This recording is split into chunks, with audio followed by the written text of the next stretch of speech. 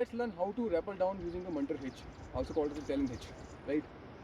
Now, in this particular case, I'm doing the same on double rope, that is 2 ropes, and the same mechanism can be followed on a single rope.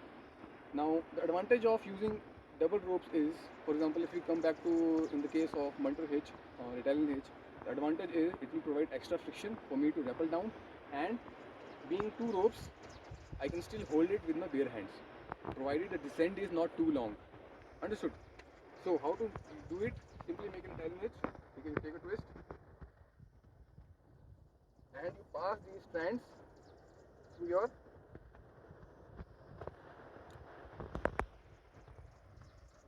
carabiner. Don't forget to lock it.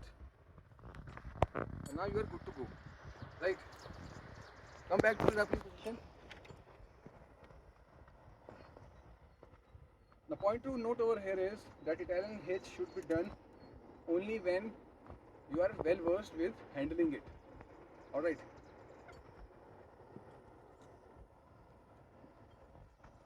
आगे